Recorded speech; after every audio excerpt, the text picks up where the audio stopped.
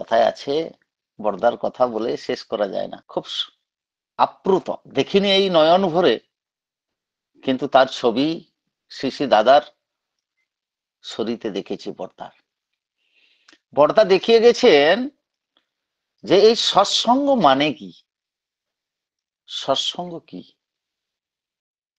বর্দা কিন্তু পুরী যেতে খুব ভালোবাসতেন। তখন বর্দার খুব বৃদ্ধা বয়স হয়েছে। ওই পুরীর আশ্রমে শিশু বর্দা বসছেন, শিশু দাদা নিজ হাতে বর্দাকে দুপুরের ডিনারটিকে করাচ্ছেন। তৎকালীন বিজু পট্টনায়ক, তৎকালীন পুরীর মুখ্যমন্ত্রী শিশু বর্দা প্রণামে এসেছিলেন। বর্দাকে প্রণাম করার পর একটি কথা উনি বলেছিলেন যে আমি এত ধার্মিক স্থানে গেছি, আমি এত ধার্মিক স্থানে গেছি, এই সেবা ভাবনা কোথায় দেখি নাই।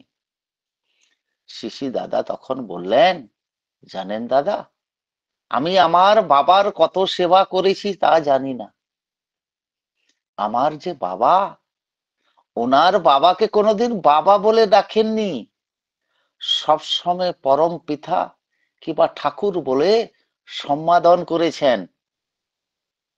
বর্দা দেখিয়ে গেছেন ঠাকুরকে কিংবা বাবা মাকে কিভাবে সেবা করতে হয়। বলছেন আমার বাবাকে আমার দাদু বিশ্বপিতা যিনি, সে একবার বলেছিলেন, ওগো বড় খোকা, তোমাকে ধুতি পাঞ্জাবিতে খুব, ধুতি গেঞ্জিতে খুব ভালো লাগছে।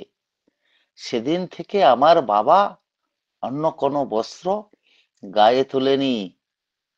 তখন বর্দা মৃদু মুখে হেসে বললেন, জানেন দাদা, আমি একটা যজ্ঞমান পুত্রের সন্তান হতে পেরেছি।